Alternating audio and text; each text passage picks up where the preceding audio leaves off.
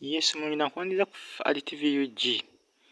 Lunkuse yongedde okulaga abaana empisa embi, yongedde kujja empisa embiizi envundu. Ddala Batanzi ne Lwasa beeraze omukwano, bazze mu kweraga omukwano.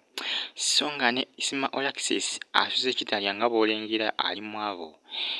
Gano gonna go batosubwa ku mawulire gaffe ag'olwaleero wano ku Fali TV UG.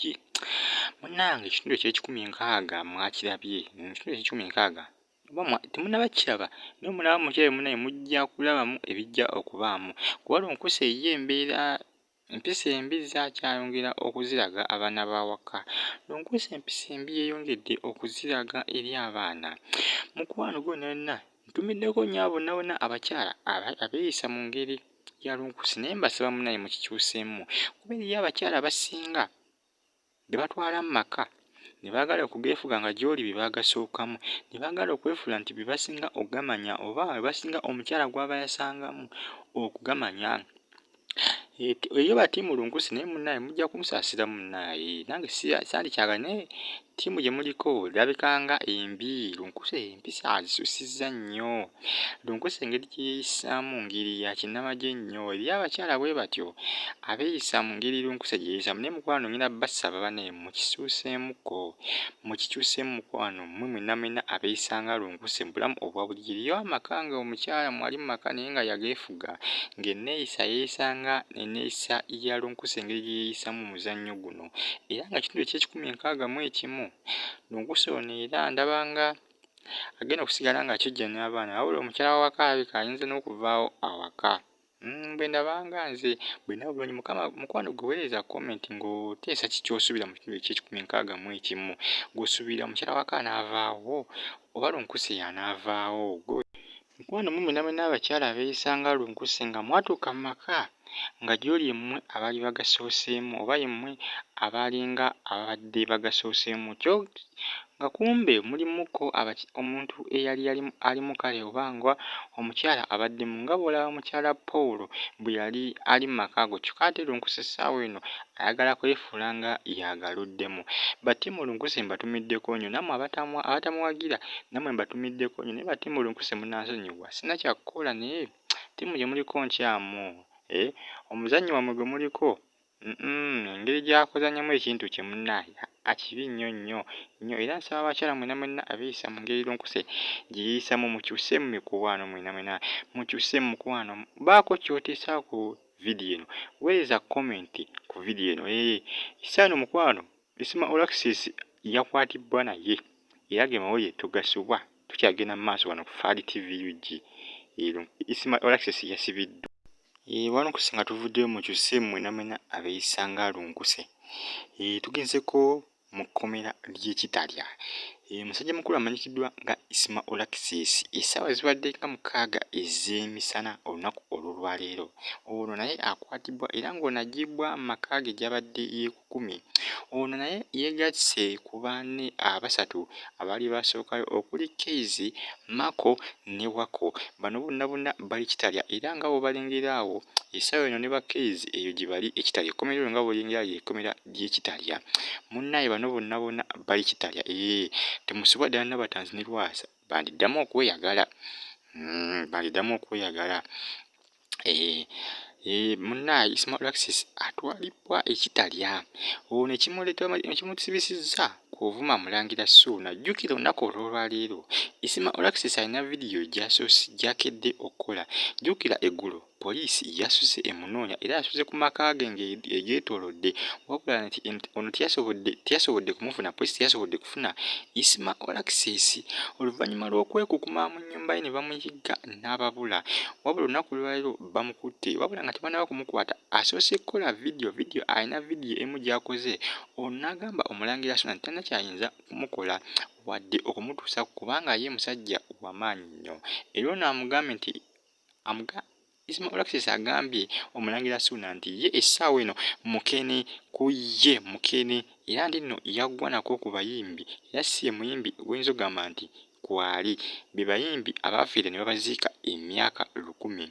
Era na Isima Alexis abirangidde Omulangira Ssuuna nga asinziza ka vidiyo k'asoose okukola olunaku olwayo n'akasaasaanya ku mutimbagano gya internet ne kabuna internet yonna.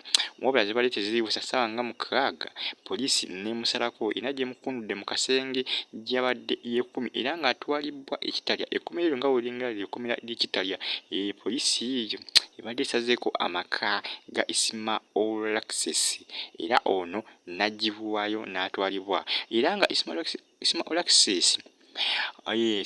Access abaduumizi ba poliisi bategeeza nti nno Ismail Access wakugulwako omusango gw'okukozesa obubi omutimbagano gwa intaneti kw'ossa n'okutyobola abantu ab'ebitibwa nga Omulangira Ssuuna. Kale okutyobola abantu nti kino tekikkirizibwa mu ggwanga lya Uganda, okudda ku mutimbagano n'otandika okutyobola omuntu n'omutyobola n'omuvuma n'omumalamu akatibwa ke. Ne Keezi jjukira naye essaawa eno ali Kitalya. Jjukira Keezi ate baakwatibwa lunaku Lwakutaano, bano baasulayo Olwokutaano, Olwomukaaga baasulayo kw'ossa ne Sunday. Faali TV gye munna Ismail Access bw'atyo bwakwatibwa, wabula ono atwalibbwa straight ekitalya era ng'Omulangira Ssuuna ategeeza nti kati Omulangira Ssuuna ategeeza nga bwakkakkanye kubanga yabadde amusuubiza drone amukutte. So ng'ate mukwano Diana Nabatanzi ne Lwasa bandiddamu okwagalana. Omukwano gwandiddamu okulanda wakati wa Lwasa ne Diana Nabatanzi. Kino kiviiriddeko Lwasa okuba ku TV show emu kw'abadde akyadde ne babako ebibuuzo bye bamubuuza ebikwatagana ku mukwano gwe ne Diana Nabatanzi, engeri gye gwali gutambulamu. Lwasa ategeeza nti nno Diana Nabatanzi bw'abeera nga mwetegefu bayinza okuddamu okwagalana kuba ye yali tamulinaako buzibu. Lwasa ategeeza nti nno Diana Nabatanzi ye mukyala eyali omukkakkamu, omukyala eyali ow'empisa, wabula bino ebintu byali biyitaayita. Lwasa ategeeza nti nno ye tabyogera nga nako wadde n'akamu, ebisinga byali babiyiiriza abakozi b'oku intaneti abanoonya olugambo. Lwasa ategeeza nti nno Diana Nabatanzi ye mukyala gwe yali ayagala mu bulamu bwe, newankubadde kale alina ekiwala ekikyala ekirala kye yafuna nti kale nakyo nakyo si kibi, naye nga Diana Nabatanzi ye yali yamulya obwongo.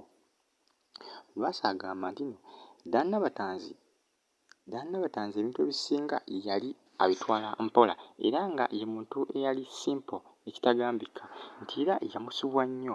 Lwasa agamba nti nno ebyo byonna bye baayogera nti nno Diana Nabatanzi yali agwa ensimbu mu kikolwa byali biyirize, ye agamba nti tabyogera ngako, bino byali biyirize nti era ye ebisinga baali bamusibako matugambuzi kumuliisa ngo. Lwasa ategeeza nti nno Diana Nabatanzi bwe kuba kumukuba mbaga yali ajja kugimukuba ate eri mbaga makeke, nti era omukwano guyinza okuddamu okulanda, tomanya guyinza okuddamu okulanda newankubadde yafuna omukyala omulala. N'olwo ekisajja kino ki Lwasa bye kyogedde kibadde ku TV show emu, babadde baakisaazizza nga balina ebibuuzo bye bakibuuza era ne bakibuuza ku mukwano gwakyo ne Diana Nabatanzi. Bye bigambo bye kyogedde, kigambye mbu Diana Nabatanzi yali mukyala mukkakkamu nnyo era bwe kikuba kumukuba mbaga kyali kijja kumukuba embaga etabangawo mu ggwanga ly'e Uganda. Omukwano gw'ababiri bano simanyi oba guyinza okuddamu okulanda kuba ye Lwasa ali ready okuguzzaawo. Simanyi oba omukyala oli gwe yawasa anaamukolera ki kuba alaga ng'ate Diana Nabatanzi akyamwagala. Omukwano gwabwe guyinza okuddawo kuba Diana Nabatanzi ate ye simanyi ki ky'alowooza eri Lwasa, naye nga ye Lwasa awadde endowooza ye, awadde ekimuli ku mutima nti ye ne Diana Nabatanzi omukwano guyinza okuddamu okubaawo kuba Lwasa ye agamba Diana Nabatanzi ye mukyala gwe yali ayagala okuva ku mutima. Faali TV UG, stay on YouTube platform. Mukwano mwena mwena temusubwanga amawulire agakwatagana ku ba celebrity wano ku Faali TV UG. Tujja kuba tubatusangako amawulire aga trendinga, amawulire agaba gakagwawo kw'ossa n'amawulire agaba geefuze intaneti okwetoloola intaneti olunaku lulamba. Mujja kuba mugafuna wano ku Faali TV UG. Gw'omupya ngenda kusaba osubscribinge ku Faali TV UG ate weeyongere okugigobera ngenda basaba mweyongere ogobera RTV UG buli ssaawa yonna mubeere nga mugigobera kubanga amawulire nja kuba nga bateerayo amawulire agookya amawulire amalungi nnyo era amasengeke. Ddala n'abatanzi bw'atyo ne Lwasa omukwano guyinza okuddamu okubaawo wakati waabwe ababiri, ye Lwasa ayogedde ekimuli ku mutima. Ddala n'abatanzi tumanyi kimuli ku mutima. RTV UG, stay on YouTube platform, subscribe, comment, share this video. Mweraba mwenna mikwano.